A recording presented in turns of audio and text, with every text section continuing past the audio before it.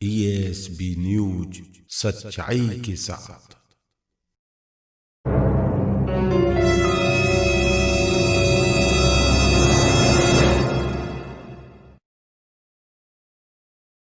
आज हमारे बीच एक नई शख्सियत और नई पहचान, किशन दुबे, जो कि मैनपुरी में किसी पहचान के मोहताज नहीं है। उनकी एक अलग पहचान कर्म के नाम से जानने वाले किशन दुबे जी, आज हमारे कार्यक्रम सच्चाई में आपका स्वागत है। नमस्कार। बहुत बहुत धन्यवाद। मैं आपसे चाहूंगा कि हमारे दर्शकों को आप अपना परिचय दें। देखिए, मैं बहुत संक्षिप्त परिचय अपना दे दूं। मेरा नाम एडवोकेट किशन दुबे है। मैंने लखनऊ विश्वविद्यालय से वकालत की है और मैं इस समय वर्तमान में प्रगतिशील समाजवादी पार्टी आदरणीय शिवपाल जी जिसके राष्ट्रीय अध्यक्ष हैं, उसमें प्रबुद्ध सभा में प्रदेश अध्यक्ष हूँ जी। एक संगठन है अखिल भारतीय ब्राह्मण महासभा राप, उसमें मैं प्रदेश प्रभारी के पद पर कार्यरत हूँ। तीसरा, मैं बहुत खुद को सौभाग्यशाली मानता हूँ कि मैं जिस स्थान पर बैठा हूँ इस समय, बेवर, जो बहुत क्रांतिकारी भूमि है, इसमें देश प्रदेश में चर्चा में रहने वाला एक शहीद मेला, उसमें भी मैं 5-7 वर्षों से शहीद प्रभारी की भूमिका निभा रहा हूँ, उसमें भी मैं प्रभारी हूँ। ऐसे कई दायित्व हैं और ईश्वर की कृपा मुझ पर बनी रहे। मैं सदैव प्रयास करता हूँ कि मैं अपनी प्रत्येक भूमिका को पूरी ईमानदारी, लगन एवं निष्ठा से निभा सकूँ जी। प्रगतिशील समाजवादी पार्टी में जिस वक्त आपने कदम रखा, वो कौन सा समय था? ये देखिए, मैं छात्र जीवन से ही समाजवादी कार्यक्रमों से जुड़ गया था। मेरी शिक्षा आगरा से रही है। मैंने आगरा से BSc बायो किए, उसके बाद MA इंग्लिश किया और उसी दौरान नबीगंज के एक, मैं आज उन्हें याद करना चाहूँगा, गिरीश यादव जी थे, उनके साथ में एक चुनाव में, उस समय उनकी पत्नी चुनाव लड़ी थी, ब्लॉक प्रमुखी का, बरौली अहीर एक स्थान हुआ करता था। श्रद्धेय गिरीश यादव जी हमारे बीच नहीं है, इसलिए मैं आज उन्हें बहुत भावुक उससे याद कर रहा हूँ। उसी समय मैं ग्रेजुएशन जब कर रहा था तब उनके साथ जुड़ गया था और करीब 7-8-9 वर्ष करीब मैं समाजवादी पार्टी में रहा। परिस्थितियां बदली, समाजवादी पार्टी अपने उद्देश्यों और अपने मानकों पर पूरी होती नहीं दिखाई दी। जीवन में, सार्वजनिक जीवन में और राजनीतिक जीवन में आया ही इसलिए था कि सिद्धांतों से किसी भी कीमत पर समझौता नहीं करूंगा। उस प्रतिबद्धता को पूरा करते हुए जब मैंने बदली हुई समाजवादी पार्टी को देखा तो मुझे ये कहने में कोई संकोच नहीं कि बदली हुई समाजवादी पार्टी में चाटुकारिता और चापलूसी बहुत बुरी तरह हावी थी। मान सम्मान और स्वाभिमान को बचाकर राजनीति कर पाना बेहद मुश्किल था। मेरा चूंकि दृढ़ संकल्प ये है कि राजनीतिक जीवन ही क्यों ना छोड़ना पड़े, राजनीति ही खत्म क्यों ना करना पड़े, लेकिन किसी भी सूरत में मान सम्मान और स्वाभिमान से समझौता न कभी किया है, न जीवन के अंतिम पल, अंतिम क्षण तक करूंगा। इस प्रतिबद्धता के साथ मैं शिवपाल जी यादव से जुड़ा और उन्होंने मुझे प्रदेश की जिम्मेदारी सौंपी। प्रबुद्ध सभा एक संगठन है, उसमें प्रदेश अध्यक्ष के पद पर मनोनीत किया। उसी के बाद मेरा ये सफर लगातार 2 वर्षों से चल रहा है और मैं उन्हीं की, इस समय जो कार्यक्रम चल रहा है गांव-गांव पांव-पांव, उसका मैं भोगांव विधानसभा का प्रभारी हूँ। उसी के तहत लगातार हम लोग गांव-गांव जा रहे हैं, लोगों से उनकी भावनाएं समझ रहे हैं। इस तरह मेरा ये सफर प्रारंभ हुआ है। जैसा कि आपने समाजवादी पार्टी से राजनीति का शुरुआत किया था, जहां तक मेरा मानना है कि इस पार्टी को शुरू करने में नेताजी मुलायम सिंह और शिवपाल जी का एक ही मंच पर आना रहा है और इन्होंने ही पार्टी को तैयार किया था। आज वो दोनों ही लोग अलग अलग मंचों को तैयार किए हैं। जैसा कि आपने कहा कि चाटुकारिता समाजवादी पार्टी में रही है, वो कैसी चाटुकारिता थी जिसे आपको अच्छा नहीं लगा? निश्चित रूप से आपका जो सवाल है उसी में जवाब छुपा है। आपने कहा कि समाजवादी पार्टी का मतलब था मुलायम सिंह यादव जी और आदरणीय शिवपाल सिंह यादव जी, संघर्ष का मतलब था मुलायम सिंह यादव जी और शिवपाल सिंह यादव जी। इन दो शख्सियत के अलावा कोई तीसरा नाम ऐसा नहीं आता है। मैं नाम नहीं लेना चाहता, लेकिन जो लोग ये समझते हैं कि उन्होंने समाजवादी पार्टी को बनाया है, वो निश्चित रूप से गलतफहमी का शिकार है। मैं ये बात बहुत दृढ़ संकल्प और भरोसे से कह सकता हूं कि देश और प्रदेश की राजनीति में निश्चित रूप से समाजवादी पार्टी को बनाने, सजाने, संवारने का काम श्रद्धेय नेताजी ने किया और नेताजी के पदचिन्हों पर, जिस तरह भगवान राम के पदचिन्हों पर सदैव लक्ष्मण चले, मुझे ये कहने में कोई गुरेज नहीं कि उसी परंपरा का निर्वहन करते हुए आदरणीय शिवपाल सिंह यादव जी ने मुलायम सिंह जी की नीतियों को आगे बढ़ाने का कार्य किया। और जब आदरणीय शिवपाल जी को ये लगा कि शायद अब मूल्यों से समझौता करना पड़ रहा है, वही स्थिति जो एक कार्यकर्ता के रूप में मैंने महसूस की, वही हमारे नेता आदरणीय शिवपाल जी ने महसूस की। और उन्होंने ऐसी परिस्थिति में 2-3 वर्ष इंतजार किया, बहुत इंतजार किया। उसके बाद भी जब कोई परिवर्तन होता नहीं दिखाई दिया तो उन्होंने प्रगतिशील समाजवादी पार्टी का निर्माण किया और उसी में हम मान सम्मान और स्वाभिमान के चलते ही हमारी पार्टी का उदय हुआ है।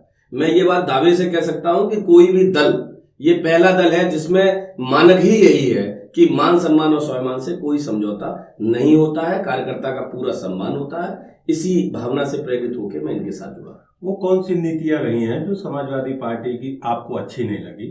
वो कौन सी नीतियां? देखिए, वो तो स्पष्ट रूप से अभी भी दिखाई देती हैं। मैं बहुत ज्यादा कोई ऐसी बात नहीं कहना चाहता कि हमारे पुराने साथियों को बुरा लगे, लेकिन सत्यता ये है कि कुछ चिन्हित लोगों को छोड़ के, उनके कुछ एमएलसी हैं, उनके कुछ अति धनाढ़ लोग हैं, जो एक नारा उन्होंने दिया कि जय जय जय जय जय अखिलेश, ये राजनीतिक नारा नहीं हो सकता। किसी नेता की जय जयकार करने से किसी गरीब व्यक्ति का भला नहीं होता। आप अगर आपको जय जयकार करनी है तो गरीब, पिछड़ा, वंचित और समाज का अंतिम व्यक्ति जिसे वास्तव में मदद की आवश्यकता है, जिसे वास्तव में जरूरत है कि उसकी मदद पहुंचे, जय जयकार उसकी होनी चाहिए। लेकिन जिस तरह उसमें उनके राष्ट्रीय अध्यक्ष की गलती नहीं थी, उनके जो चाटुकार और चापलूस, मैं नाम नहीं लेना चाहता, आप मीडिया के सभी साथी जानते हैं, और उन्होंने जिस तरह का रवैया अपनाया तो वहां बहुत स्वाभिमानी लोगों का रहना बहुत मुश्किल हो गया। यही कारण है कि बहुत से लोग उन्हें छोड़कर चले गए और आज शिवपाल सिंह यादव जी के साथ बहुत बड़ी संख्या में लोग जुड़ रहे हैं, क्योंकि शिवपाल जी के यहाँ लोगों को लगता है कि वो अपने मान सम्मान और स्वाभिमान को सुरक्षित रखकर पूरी तरह शिद्दत और लगन से राजनीति कर सकते हैं। तो मुझे लगता है कि ये उनका अंदरूनी मामला है, वो बेहतर जानते हैं। वो उन्हें अपनी कमियों को खगालना चाहिए और उन कमियों को दूर करना चाहिए। नहीं, आप भी बेहतर जानते हो। काफी समय जो है आपने समाजवादी पार्टी में दिया है और समाजवादी पार्टी के आप कार्यकर्ता भी रहे, अधिकारी भी रहे हैं। जहां तक बहुत आपने मेहनत की, उसको छोड़ने का, पदाधिकारी रहे, बहुत छोड़ने का कोई मेन मकसद और मुद्दा जरूर रहा होगा। जैसा कि आपने कहा नीतियां नहीं सही है, आपने पहले भी कहा है कि हम स्पष्ट बात कर देते हैं। आज हमारे दर्शकों को आप स्पष्ट बता दीजिए बिल्कुल कि किन किन नीतियों और किन लोगों की वजह से आज आपने पार्टियां छोड़ के दूसरी पार्टी। मैंने जिन लोगों की वजह से पार्टी छोड़ी थी, आज आपने बहुत गहरा प्रश्न किया है। मैंने अभी तक किसी मीडिया के साथी को ये नहीं बताया है, लेकिन चूंकि आपने पूछा है तो मैं थोड़ा सा बता देता हूँ। जिन लोगों का विरोध आदरणीय शिवपाल सिंह यादव जी ने किया था, भूमाफिया, जो भूमि माफियागिरी कर रहे थे, जो लोगों की जमीन हड़पने का काम कर रहे थे, जो शराब के कारोबारी थे, इन चीजों का ही विरोध आदरणीय शिवपाल जी ने किया था। वो करेल और मैनपुरी के लोग थे, उसमें गाजियाबाद के भी कुछ लोग थे। उन लोगों का, उन्हीं में से एक व्यक्ति से मेरा भी विवाद हुआ था। विवाद का मतलब कोई झगड़ा नहीं हुआ था, लेकिन उसे कहीं से ये गलतफहमी हो गई कि शायद किशन दुबे मान सम्मान और स्वाभिमान से समझौता करके हमारे दल में बने रहेंगे। लेकिन मैं आज आपके सम्मुख ये बात कह सकता हूं कि वो तो क्या, उनके राष्ट्रीय अध्यक्ष भी अगर ये प्रयास करें कि हम अपने स्वाभिमान से समझौता करके राजनीति करेंगे, तो ये हमारे बुजुर्गों, हमारे माता पिता, हमारे उनके आदर्शों ने हमें न कभी सिखाया है, न ये कभी संभव है। मैंने पहले भी कहा कि मैं जिस पल मुझे लगेगा कि मुझे मान सम्मान और स्वाभिमान से समझौता करना पड़े, उसी पल में अपने राजनीतिक जीवन को त्यागना ज्यादा मुनासिब समझूंगा, लेकिन कोई समझौता नहीं करूंगा। तो वही लोग हैं जिन्होंने समाजवादी पार्टी को बर्बाद करने का कार्य किया है और लगातार कर रहे हैं। अभी भी कोई बहुत अच्छे परिवर्तन नहीं दिखाई दे रहा है, इसीलिए लगातार विपक्ष कमजोर हो रहा है। इसीलिए इसी का लाभ उठा के भारतीय जनता पार्टी लगातार जीत रही है। तो उसमें दूसरे दल को दोष नहीं देना चाहिए। हमारे अपने ही लोगों की कमी है, उन्हें अपनी कमियां सुधारनी चाहिए और उन्हें लोगों की मदद के लिए एयर कंडीशन शैली की जो राजनीति उन्होंने अपना रखी है, उससे थोड़ा सा उन्हें बचना चाहिए। मान लीजिए अभी पिछले समय में जो गठबंधन हुआ था, इसी तरीके से आपके जो राष्ट्रीय अध्यक्ष हैं और माननीय नेताजी जो है, अगर दोनों लोगों में गठबंधन हो गया तो क्या आप पार्टी को किस तरीके से, क्या नजरिया? ये मेरी प्रतिबद्धता, मेरी निष्ठा, मेरी जो वफादारी है, वो निश्चित रूप से मेरे राष्ट्रीय अध्यक्ष आदरणीय शिवपाल सिंह यादव जी ही लिए है।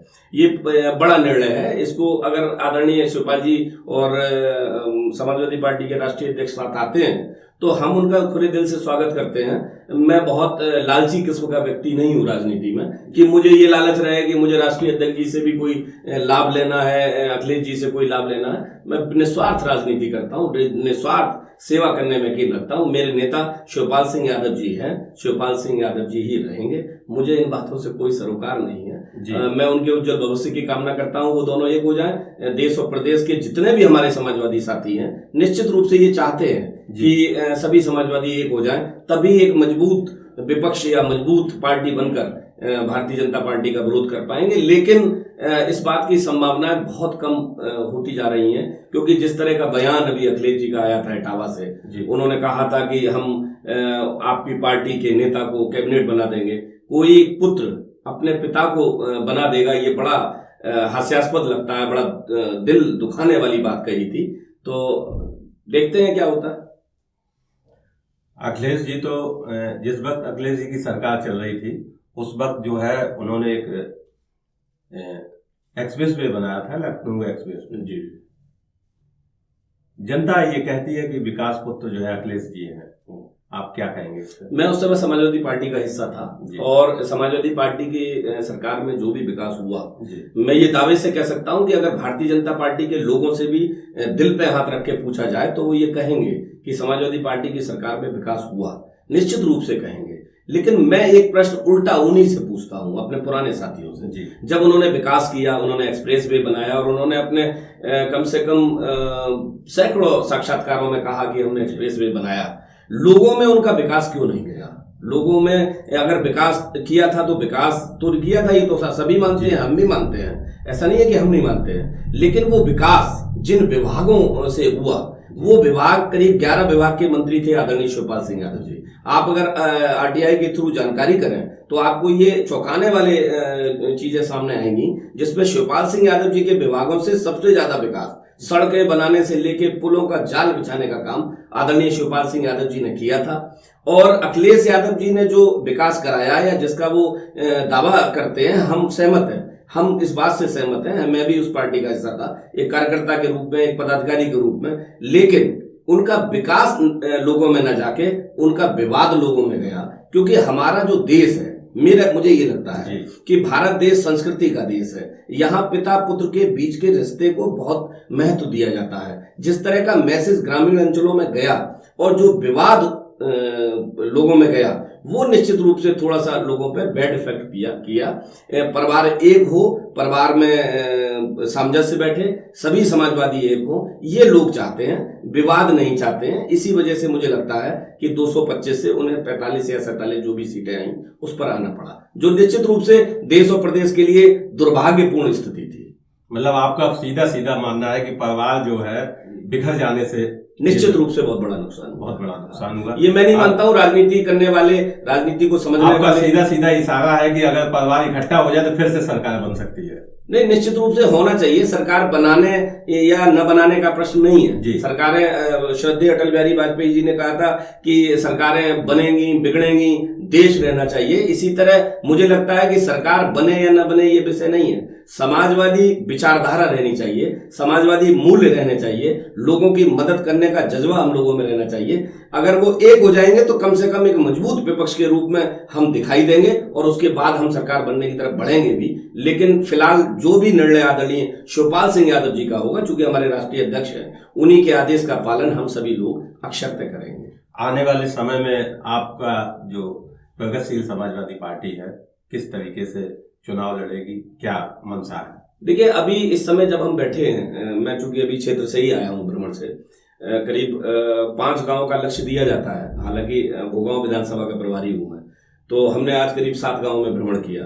अब सैकड़ों लोग हमारे साथ निकल रहे हैं, लोगों में निराशा है, लोग बहुत परेशान हैं। गांव की जनता जो है बहुत छोटी छोटी चीजों से परेशान है, वो उनकी बहुत बड़ी समस्याएं नहीं है। लेकिन सत्यता ये है कि जो सरकार के मंत्री हैं, सरकार के विधायक हैं, सरकार के जो पदाधिकारी हैं, उनके पास फुर्सत नहीं है। वो एयर कंडीशन वाली शैली से निकल नहीं पा रहे हैं, लोगों के दुख दर्द नहीं बांट पा रहे हैं। कुछ लोग आज थे उन्होंने खुद देखा कि मतलब किस तरह लोग व्यथित हैं, अपनी समस्याएं बता रहे हैं। हमारे इस गांव गांव वाले कार्यक्रम में बेटियों के बच्चों के रजिस्ट्रेशन चल रहे हैं, उनके पूरे फॉर्म भरवाए जा रहे हैं। उसका सिर्फ एक ही कारण है कि मैं बहुत स्पष्ट कह रहा हूं, शायद कोई ऐसा राजनीतिक दल हो जो बिना स्वार्थ के लोगों से जा रहा हो।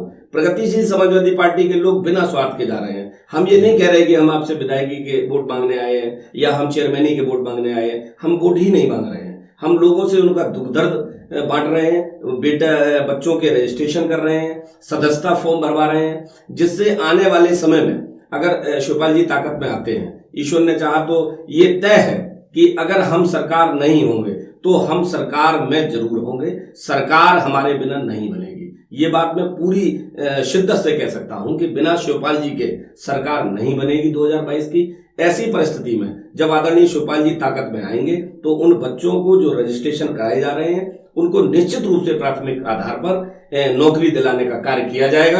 प्रगतिशील समाजवादी पार्टी और आदरणीय शिवपाल जी का ये सपना है कि प्रत्येक घर से एक बच्चे का सरकारी नौकरी में जरूर सिलेक्शन कराया जाए, और ये उन्होंने अपने जसवंत नगर और इटावा में करके भी दिखाया है। इससे पहले भी सार्वजनिक नौकरी देने का काम शिवपाल जी ने किया है। ये आपकी प्रगतिशील समाजवादी पार्टी से आप जो है प्रदेश अध्यक्ष हैं। पिछले समय में कोविड-19 महामारी जो चली है उसमें आपकी पार्टी ने क्या कार्य किए? देखिए, ये मेरे दिल के बहुत करीब आपने प्रश्न किया है। मैं चूंकि एक सामाजिक व्यक्ति भी हूँ, खुद को राजनीतिक व्यक्ति कहलवाने से ज्यादा सामाजिक व्यक्ति कहलवाना पसंद करता हूँ। और कोरोना काल में मुझे नहीं पता कि आपको जानकारी है या नहीं है, लेकिन मैनपुरी जनपद और मैनपुरी शहर इस बात का गवाह है कि मेरे परिवार के श्याम सदन परिवार हमारा कहा जाता है, श्याम सदन परिवार के मेरे जितने भी लोग हैं, ऐसे करीब 13 से 14 लोग 2-3 गाड़ियों से लगातार 3 महीने तक बिना रुके, बिना थके और किसी भी तरह के खतरे की परवाह न किए हुए हम लोग रात 11-11 बजे तक झुग्गी झोपड़ियों में गए। लगातार मेरे आवास से वितरण होता रहा। मैं खुद को सौभाग्यशाली मानता हूं कि देश पर जब सबसे बड़ी विपत्ति थी, कोरोना काल देश का सबसे खतरनाक काल कहा गया, और ऐसे समय पे बहुत सीमित साधन है मेरे पास। मैं कोई मिल मालिक नहीं हूं, मेरे पास करोड़ों की संपत्ति नहीं है, बहुत स्ट्रेट फॉरवर्ड व्यक्ति हूं, साफ सुथरी बात कहने की आदत है। सीमित साधनों में भी मैंने समाज के अंतिम व्यक्ति की मदद करने का जज्बा दिखाने का प्रयास किया, और जो भी संभव हो पाया वो हमने लगातार 3 महीने तक किया। और भविष्य में भी, आगे भी, जब भी ऐसी मुसीबत आएगी या नहीं भी आएगी, मेरा ये मानना है कि जिस तरह वेदों में लिखा है कि आपको अपनी इनकम का 10% दान करना चाहिए, उसी शैली से हमें गरीब की, जरूरतमंद की मदद जरूर करनी चाहिए। कोरोना काल में हम लोगों ने ये करके दिखाया है। आने वाले समय में चुनाव है विधानसभा के, उसमें आपकी कितनी सीटें उत्तर प्रदेश में निकल के आ रही हैं? देखिए, ये सवाल करना अभी जल्दबाजी होगा क्योंकि अभी 1 साल का भी है। अभी हम लोगों को लग रहा है कि जिस तरीके से मेहनत कर रहे हैं आप, जी, उस तरीके से आपको क्या लग रहा है? मुझे पार्टी का जो जिम्मेदारी दी गई है, मुझे भोगांव विधानसभा प्रभारी बनाया गया है, तो मैं भोगांव विधानसभा को टारगेट करके पूरी तरह ताकत और मेहनत से हम लोग काम कर रहे हैं। दूसरी बात यह है कि अभी हम गठबंधन की ओर बढ़ रहे हैं। आदरणीय शिवपाल जी ने स्पष्ट किया है कि छोटे छोटे दलों को लेके वो गठबंधन अवश्य करेंगे, और उस पर लगातार वार्ता चल रही है।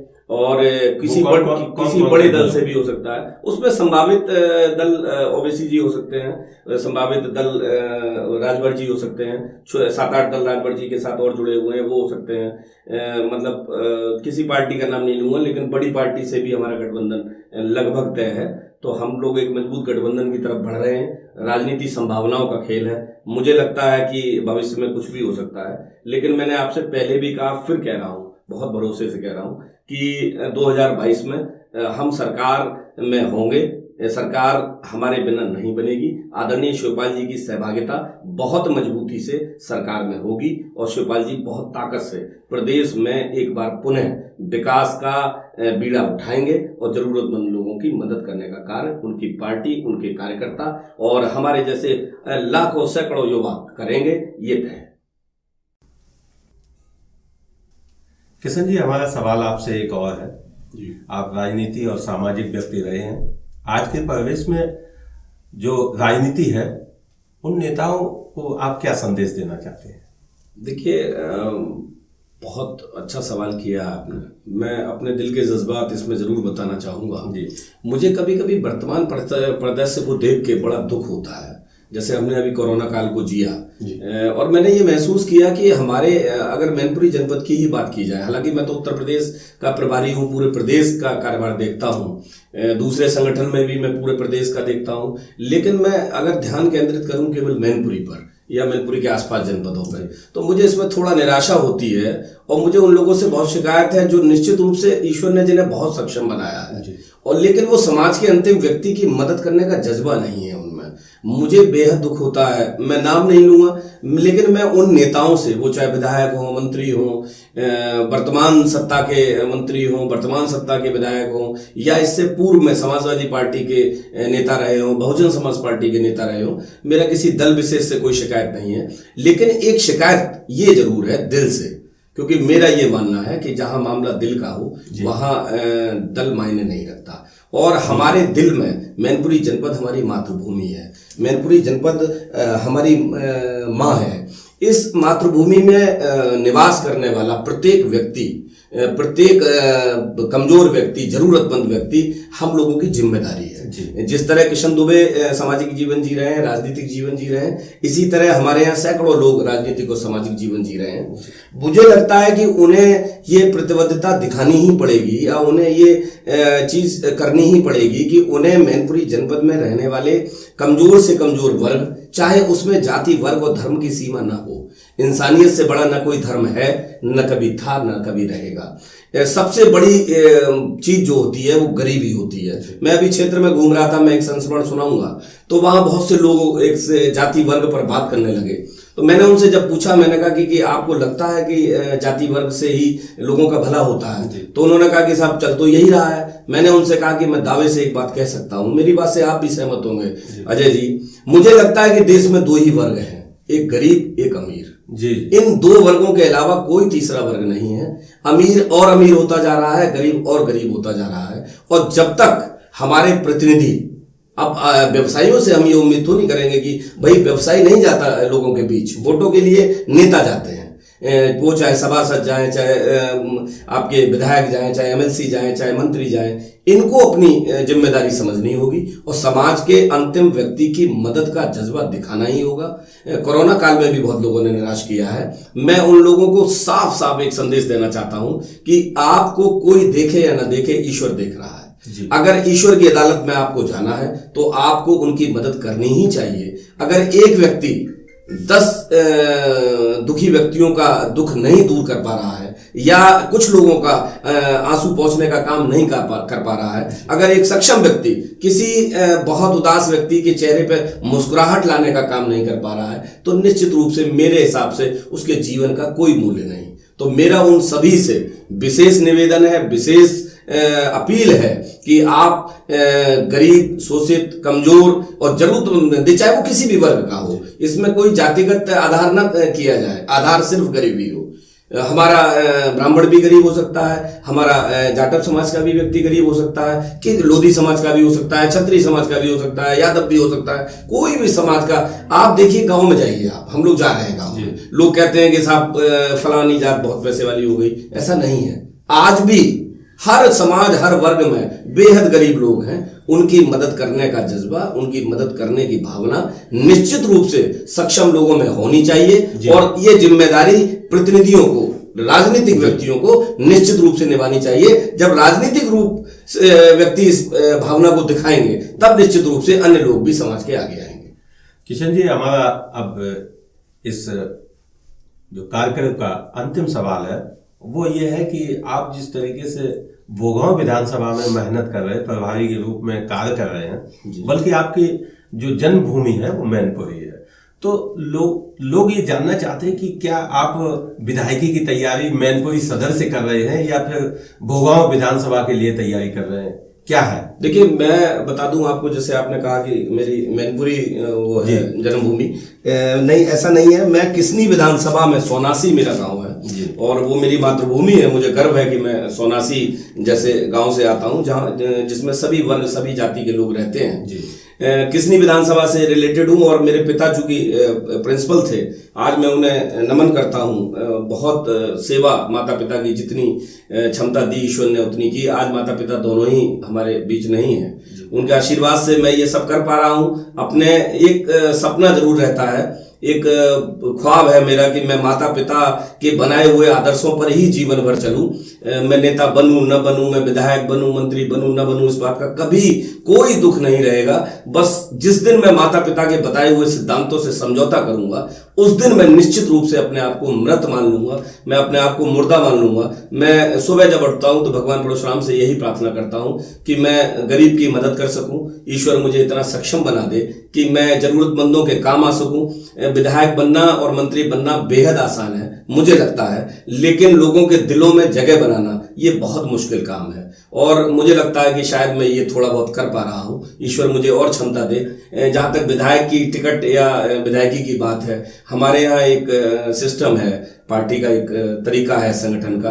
उन्होंने हमें भुगांव विधानसभा का प्रभारी बनाया है। मैनपुरी में भी सच कहूं तो मैं, जो मुझे व्यक्तिगत रूप से जानते हैं, 10 साल से लगभग मेरा मेहनत करने का यही तरीका है। मैं इतनी ही मेहनत, इतनी ही शिद्दत से काम करता हूं। मैं अपने युवाओं से अक्सर ये कहता हूं कि आप जिस भी राजनीतिक दल में रहें, आपकी प्रतिबद्धता जिस भी राजनीतिक दल के प्रति रहे, आप उसके प्रति 100% ईमानदारी से उसका साथ दें। अगर आप किसी एक के वफादार नहीं हो सकते तो फिर आप किसी के वफादार नहीं हो सकते। मेरा युवाओं के लिए भी यही संदेश है, जिसके साथ जुड़ें पूरी ईमानदारी, पूरी शिद्दत, पूरी ताकत से जुड़ें। अगर आप ऐसा नहीं कर पाएंगे तो आप कभी भी पहचान नहीं बना पाएंगे। बाकी तो राजनीतिक चीजें हैं, जैसा भी हमारे पार्टी के राष्ट्रीय अध्यक्ष जी का आदेश होगा उस पर अमल करेंगे।